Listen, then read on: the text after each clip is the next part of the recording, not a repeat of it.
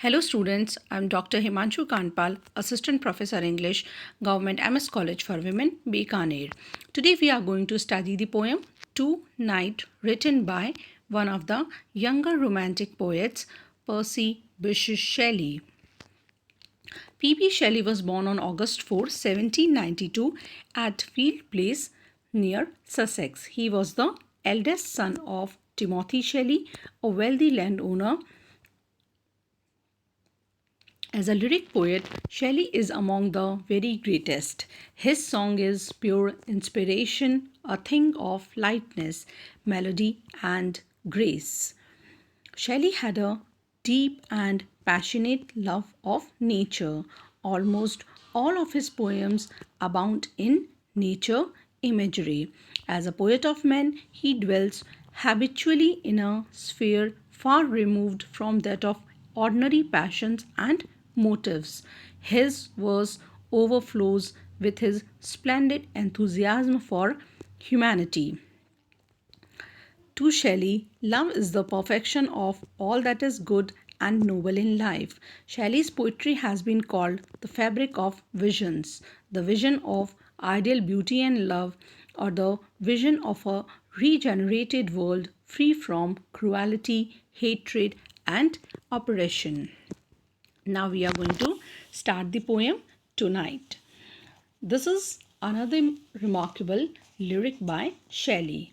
Though written in 1821, it was published after the poet's death. This lovely lyric is a flawless illustration of Shelley's wonderful power of myth making. Personification of day, night, sleep, and death are common enough in the English poets in imitation of classical poetry, but they are apt to be frigid. The remarkable thing about Shelley's personifications is that they are more real to him than their ancient counterparts were to the great majority of the classical poets themselves. In the present poem, the personifications of day, night, sleep, and death are not cold, but pulsate with warmth and life. The language used by Shelley in this poem is vivid, exact, and concrete, and there is a strange mixture of abstraction and pictorial imagery. In fact, this lyric is flawless, composite, and compact in feeling and structure. Now we are going to start the poem. The first stanza of the poem. In the first stanza of the poem, the poet invokes the spirit of night to come out of the dark caves of the east and enliven his mind. Swiftly walk over the western wave, spirit of night, out of the misty eastern cave where all the long and lone daylight thou wovest dreams of joy and fear, which make thee terrible and dear. Swift be thy flight. The poet here makes an appeal to night, which has been personified. Night seems to the poet to be a living being capable of acting in accordance with its own will and capable of listening to the poet. The poet invokes the spirit of night to walk swiftly over the western waves.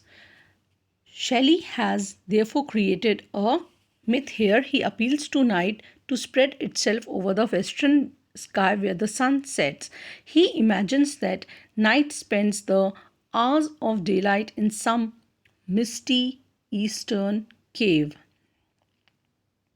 The misty eastern horizon, wherein at day breaks the sun takes its rise to dispel mist, fog, and darkness. Night, he imagines that night spends the hours of daylight in some misty eastern cave all alone, and that it keeps busy during that time where all the long and lone daylight, where in the midst of the long and lonely daylight, where during the dull and lonely daylight, thou wovest. Wovest means you wove. In some misty, night spends the hours of daylight in some misty eastern cave all alone, and that it keeps busy during that time, manufacturing or weaving dreams of joy and fear for human beings. These dreams are seen by human beings during their sleep. Sweet dreams which human beings see make night dear to them, but the frightening dreams which they see make night terrible to them. Thus, human beings are in love with night, and yet at the same time they are afraid of night. The poet is in love with night without being afraid of it. He wants night to come swiftly and without delay. Swift be thy flight. May your flight be expedited. The second stanza of the poem: wrap thy form in a mental grey, star inwrought, blind with thine hair, the eyes of day. Kiss her until she be wearied out, then wander over city and sea and land, touching all with thine opiate wand, come long sought. In this, the poet calls upon night to wrap itself in a grey colored cloak. Cloak is the cover, which has stars woven in its texture. The dark sky is regarded here as the mantle of the night, and the stars that shine in the sky are supposed to be woven in the texture of that mantle. That is, mantle grey is grey overcoat or grey cloak or grey cover. Poet asks the night to cover yourself in a grey cloak. In the next lines, blind with thine ear, blind with thine hair. Here day is also personified. The poet asks night to come and spread its black hair over the blind with thine hair, the eyes of the day. Black hair over the eyes of the day, so that day may no longer be able to see. Then the poet asks night to overwhelm day with kisses. Go on kissing her till she gets disgusted. Let day be kissed so vehemently and repeatedly that day feels tired of these kisses and flees from the world. This is an example of poetic fancy. What the poet here means is that with the coming of night, day withdraws from the world, this world. Then wander over city and sea and land, touching all with thine opiate wand, come long sought. We are to imagine that night carries in its hand a magic staff wand which has the power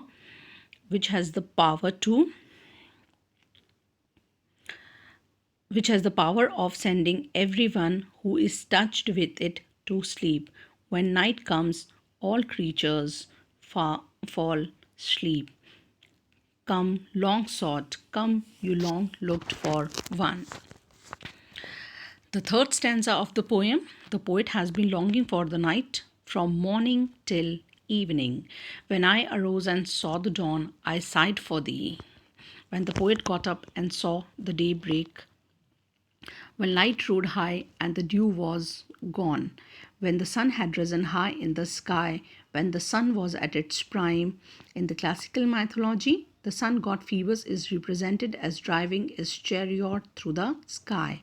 When light rode high and the dew was gone in the morning, as soon as the sun rises high in the sky, all the dewdrops are dried up forthwith.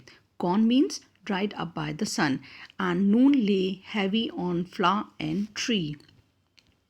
All the flowers and plants fade away due to scorching heat of the sun, and the very day turned to his rest, and the sun was on the point of setting, being dead, tired after day's arduous journey, and the very day turned to his rest, lingering like an unloved guest. I sighed for thee. And the sun was on the point of setting in the west, being dead, tired after day's arduous journey? Unloved means undesired, uninvited, lingering like an unloved guest, staying on like an undesired guest.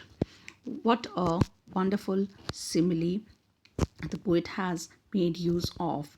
When day was tired of its stay on earth, it felt like resting, and yet they stayed on for some time more, just as a guest might prolong his stay in a house where he is no longer welcome. In the next stanza, that is the fourth stanza of the poem, the poet rejects the offer of death and sleep, who are conventionally associates of night. Thy brother death came. The brother death, sleep is personified as the brother of death in Homer's Iliad. Virgil also makes death the brother of sleep. Similarly, Shelley speaks in the same strain in the opening lines of his work Queen Mab. How wonderful is death, death and his brother sleep. So, thy brother death came and cried, wouldest thou me? Would you like to be by my side? Would you like to enjoy my company? Thy sweet child sleep. The filmy eyed murmured like a noontide bee. Shall I nestle near thy side? Wouldst thou me? And I reply, no, not thee. The poet here reiterates his prayer, death is the brother of sleep. It's stanza 4. When he got up from his sleep and found that it was dawn, he was sorry that the night had expired. Further, when he noticed that sun advancing towards noon or midday, evaporating dewdrops from the flowers and leaves, when he saw that the sun was not setting at proper hour but was lingering in the sky like a guest who keeps staying in the house of his host longer than he wanted, he pined for the approach of the night. Wouldst thou, thy brother death came and cry, wouldst thou me? The poet is interested neither in death nor in sleep. He looks upon death as the brother of night, and he calls sleep as a child of night. Death is the brother of night because night stands for darkness, and death takes human beings into unknown dark regions. Sleep is the child of night because it is during night that human beings are overcome by sleep. Both death and sleep offer to come to him. Death is prepared to take him away from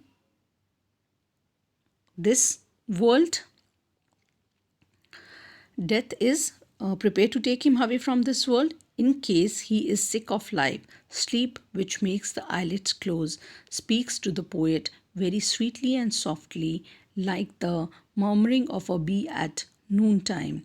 Sleep offers clo- to close to the poet and to send him into a state of temporary forgetfulness. But the poet rejects both these offers because he is attracted only by night. Sleep is called filmy eyed because the eyes of a person who feels sleepy look dim or filmy.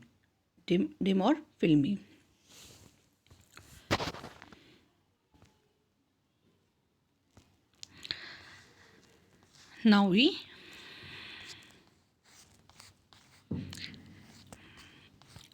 come to the last stanza of the poem.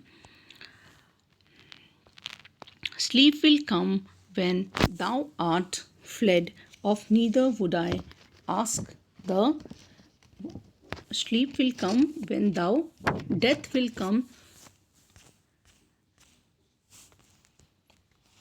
death will come when thou art dead, soon, too soon. Sleep will come when thou art fled, of neither would I ask the boon. I ask of thee, beloved night, swift be thine approaching flight, come soon, soon. In this stanza, and the last stanza of the poem, that is the fifth stanza, the poet does not invoke death or sleep, but his invocation is chiefly addressed to night and her blessings. Death will come when thou art death. Death will come when the night is gone. Soon, too soon. Sleep will come when thou art fled off. Soon, too soon. Death would not take long in coming to the poet. Here it is an unconscious prophecy of Shelley's premature death. It was at the age of 30 that he was drowned in the sea. Sleep will come when thou art fled. The poet does not accept the offer of sleep because he feels that sleep can come to him when night is gone. He would not like to waste his time in sleeping. He can sleep permanently after death. Of neither would I ask the boon. Poet says that I shall invoke neither death nor sleep nor beg for any blessings from either of them. So death will come when I ask of thee, beloved night, swift be thine approaching flight. Death will come when the night is dead, and sleep will come when the night has gone to rest. But the poet will invoke neither death nor sleep, nor ask for any blessings from either of them. His prayer is addressed to the night, who must expedite its approach. When we remember that Shelley died prematurely, the lines death will come, etc., gains a prophetic character and produce a very pathetic and poignant effect. So, in the last lines of the poem, the poet feels that death and sleep offered to come to poet, but he rejected their offers because he did not feel attracted by them. Let sleep and death come to him when there is no more night for him, but at present he is only fascinated only by night and appeals to her to come soon. This is the explanation of the poem Tonight, written by Percy Bysshe Shelley. So, Tonight is a beautiful lyric of Shelley. It depicts Shelley's myth-making power in a remarkable way. As I've already told you, it is a flawless, composite, and compact in feeling and structure. The thought centering in an earnest prayer to the spirit of night is conveyed in 7 stanzas of symmetrical proportion, closely bound by the rhyme A B A B C C D, and repeated each of the 4 times with a natural case. A short refrain marks each unit as a organically complete and forms at the same time an emotional link with the rhythm and mood of the poem. The rhyme scheme of the poem is A B A B C C B. Shelley was a perfect artist and a skillful metrist, though it is said that he often wrote hastily and did not polish them. But most of his minor poems, like To a Skylark, Ode to the poems like To a Skylark, Ode to the West Wind, and Tonight are flawless in point of construction, meter, and melody. They are marked by superb harmony. So, this lyric expresses Shelley's intense love for the night, which has been personified as a living being having a separate life and personality. The poem is one of Shelley's lovely lyrics. It is often said that Shelley was not a perfect craftsman and he wrote his poems in haste. But this does not apply to this great lyric, which is perfect in workmanship. In fact, Tonight is a flawless poem in point of construction, meter, and music. This is all about the poem Tonight, written by one of the famous younger romantic poets, Percy Bysshe Shelley. Thank you.